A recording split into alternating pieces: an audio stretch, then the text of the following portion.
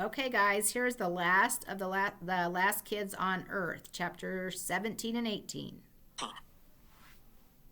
Quint rushes around the treehouse in a panic. Below us, I spot Dirk running for Quint's garage workshop. Entire trees are knocked down, ripped from the earth as Acid Blarg stomps closer. His thick black claws swing like great blades. June's face is so white it's nearly see-through. "Let's keep running!" she shrieks. "We can't stay! He's going to rip this treehouse from the ground!" But we can't do that.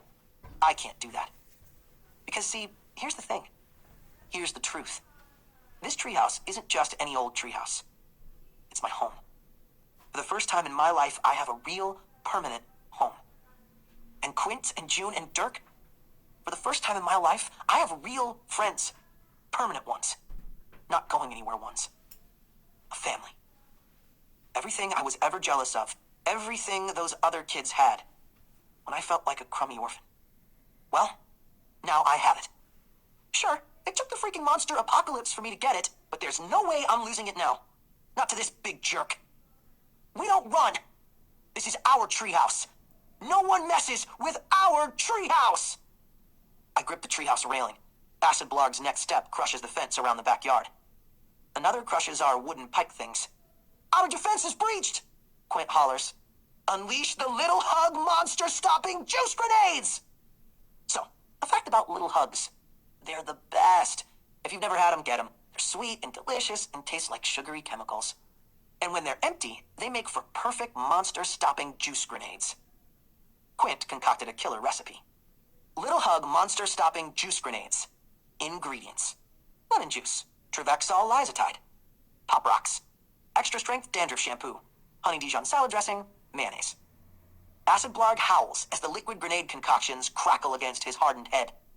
He claws at his sizzling skin. "Jack, the second catapult!" Quint yells. You guys have a second catapult?" June asks. "Duh," I say with a grin, then leap to a dangling rope and swing around to the other side of the treehouse. There, Quint has a giant branch pulled back and tied to the floor of the treehouse deck. The second catapult. The catapult basket is a rusty old refrigerator box, stocked with crud from around town. Bike seats, microwaves, bricks, car doors. Time to unleash the junk. I bring the Louisville slicer down, hacking through the rope, and... junk attack! A whole double ton of junk nails Acid Blarg on the nose. A bucket of bowling balls slams into his belly, and the hideous beast howls. But still, this unstoppable evil keeps coming, marching forward like some murderous monster machine. "I'll distract him!" June shouts.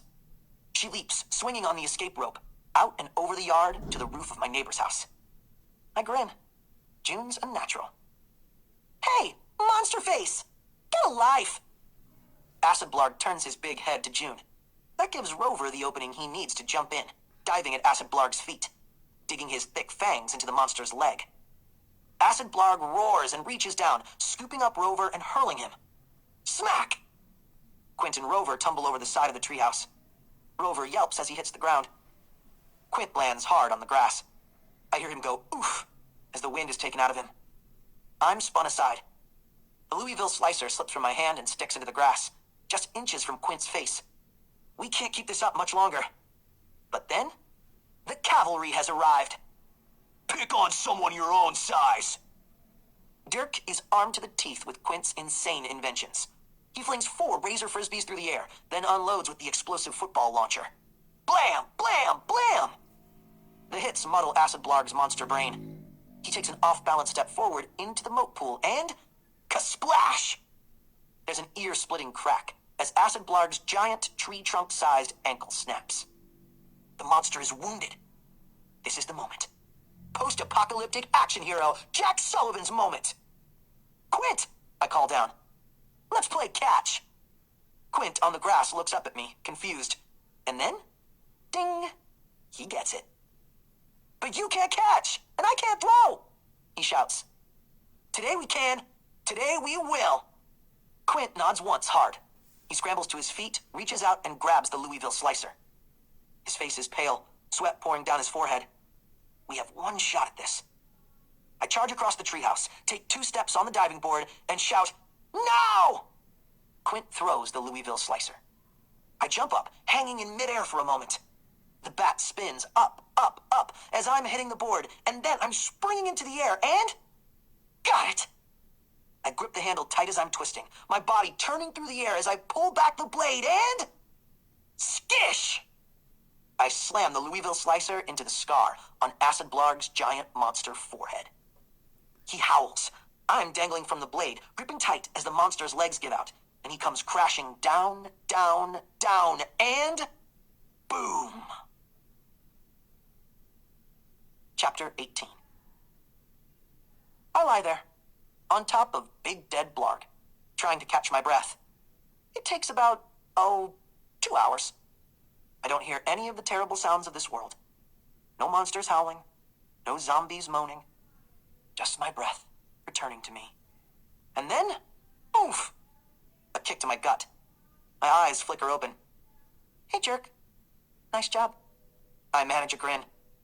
I know. Silence for a moment. Then I hear Quint and Dirk rustling around. Rover yawns.